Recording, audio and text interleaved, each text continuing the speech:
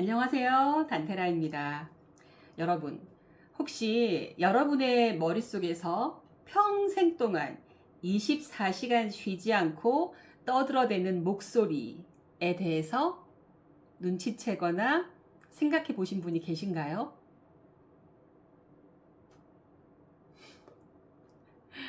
네. 우리는 이 목소리를 에고라고 명명하도록 해보겠습니다. 내가 원하건 원하지 않건 내 머릿속에 이 목소리는 쉬지 않고 떠들어댑니다. 아, 오늘 약속 있는데 왜 비가 오는 거야? 정말 짜증나. 부터 시작해서 안 좋은 상황이 되면 막 과거의 선택들을 막 후회하면서 자책을 하기도 하고, 미래에 대해서 엄청나게 불안한 얘기를 하고, 누군가에 대해서 끊임없이 판단하면서 그 사람에 대한 험담 같은 것들을 생각하기도 하고, 혹은 질투의 말을 스스로에게 퍼붓기도 하고.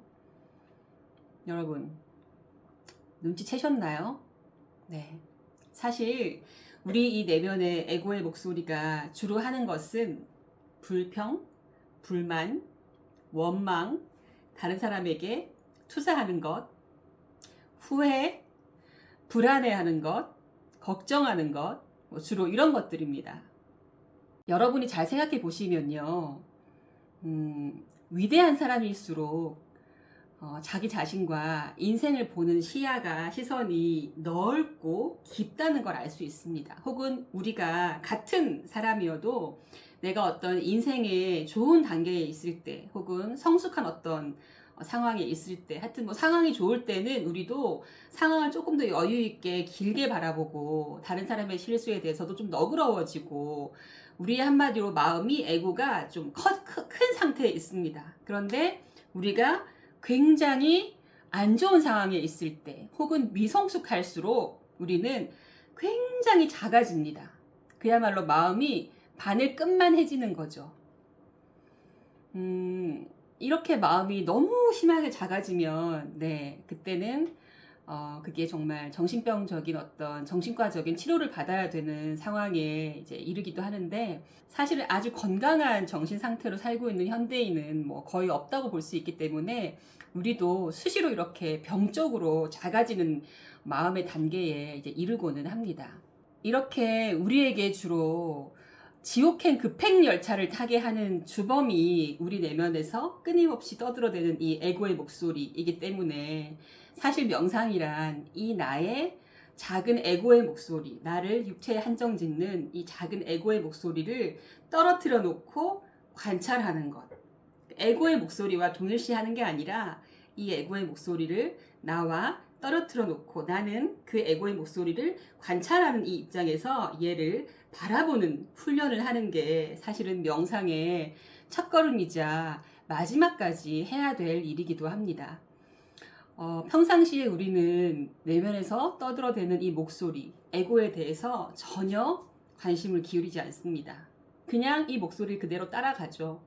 어떤 생각이 올라와서 그 생각이 점점점 길어지면 그게 이제 감정으로 변하는데, 우리는 그냥 그 감정대로 느끼는 거죠.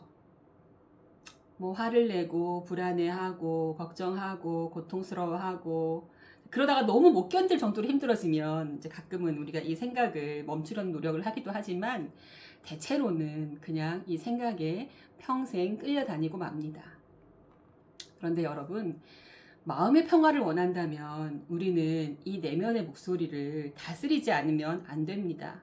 이 내면의 목소리를 바라보는 힘을 키우고, 이 내면의 목소리와 나 자신을 분리시키는 연습을 하지 않으면 안 됩니다. 왜냐하면 앞에서 우리가 살펴본 대로 끊임없이 떠들어대는 이 목소리, 에고는 결코 바람직한 인격이 아니기 때문이고, 우리에게 하는 역할이 결코 긍정적이지 않기 때문입니다.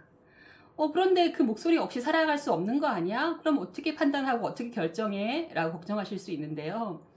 에고의 목소리 없이도 우리는 충분히 현실의 일들을 잘 처리해 나갈 수 있습니다. 오히려 엄청나게 근심 걱정을 하고, 다른 사람과 끊임없이 비교를 하면서 자기 자신을 자학하는, 자기 자신을 작게 만드는, 혹은 때로는 자만하게 우쭐하게 만드는 이 에고의 목소리가 없다면, 우리는 더 이성적으로, 더 객관적으로 상황을 잘 파악하고 헛된 에너지를 낭비하지 않고 잘 살아갈 수 있습니다.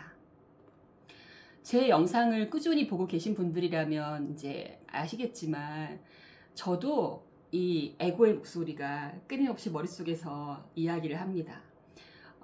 건강하지 않을 때나 혹은 어떤 경제적인 어려움이 있을 때 혹은 걱정거리가 있을 때 하여튼 어떤 사건이 생기면 얘는 평소보다 목소리가 한 10배는 더 커져가지고 미친듯이 떠들기 시작하죠. 그때 그 목소리를 그냥 따라가면 지옥이 되는 겁니다. 제가 어제 셀프 상담 영상을 하나 올렸는데 그걸 보시면 잘 아시게 되실 거예요. 여러분, 내 내면에서 떠들어대는 목소리를 그럼 어떡할 것이냐. 제가 그걸 알려드리려고, 저는 어떻게 하고 있는지를 제 삶을 통해서 보여드리려고 사실은 이 유튜브를 시작했다고 해도 과언이 아닌데요. 제가 올리고 있는 셀프 상담 영상들을 좀 주의 깊게 보셨으면 좋겠습니다. 그리고 이 목소리 때문에 나도 괴로운데 어떻게 해야 될지 모르겠다. 이 목소리를 나도 좀 이 목소리에 따라가는 삶이 아니라 이 목소리를 내가 지켜보는 관찰자 입장에서 좀 마음 편하게 살고 싶다 하시는 분은 저에게 개인 상담을 요청하셔도 되고 그룹 레슨이나 강의를 신청하셔도 좋습니다. 난 상담 받고 싶은데 좀 비용이 부담됩니다 하시는 분들은 제 유튜브에 출연해 주시면 제가 상담하는 것을 찍어서 유튜브에 올리는 조건으로 무료로 상담도 가능하니까 편하게 연락 주십시오. 얼굴 공개가 싫으시면 이렇게 마스크를 쓰고 모자를 쓰셔도 됩니다. 자, 내 머릿속에서 미친 듯이 떠들어대는 목소리. 나를 수시로 지옥행 급행 열차에 태우는 그 목소리. 여러분, 만약에 그 목소리, 예를 들어 이렇게 가정을 한번 해볼까요? 만약에 나는 지금 내가 여자라고 믿잖아요. 난 여성이라고 믿는데 그 목소리에 색깔을 입혀서 남자 목소리라고 가정을 해보는 거예요. 그런데 그 목소리가 내 머릿속에서 이렇게 떠들고 있어요. 다른 사람의 목소리로. 그러면 우리가 그 목소리를 견딜 수 있을까요? 하루도 견딜 수 없을 겁니다. 그런데 우리는 그냥 이 에고의 목소리와 나를 너무 동일시한 나머지 원래 그런 거라고 생각하면서 살고 있지만요, 여러분. 우리 마음의 평화를 방해하고 있는 건 바로 언제나 이 에고의 목소리입니다. 그래서 삶을 살다 보면 우리가 언제나 좋은 상황에서만 언제나 건강하게 내 주변 사람들이 다 평안하게만 살아갈 수는 없잖아요. 그런데 어떤 일이 생겼을 때 이 목소리가 아무리 미친 소리를 떠들어도 내가 영향받지 않고 내 마음의 평화를 유지하려면 이 목소리와 나의 거리를 두는 연습을 반드시 해야만 합니다. 저의 셀프 상담 영상을 좀 유심히 보시면서 그 연습을 여러분이 좀 많이 하셨으면 좋겠다는 그런 생각이 들어서 오늘은 짧게 이 영상을 만들어 봤습니다. 제가 지난 2주일 동안 이제 드라마 촬영하느라고 영상을 하나도 못 올려서 다시 열심히 올릴 예정을 하고 있습니다.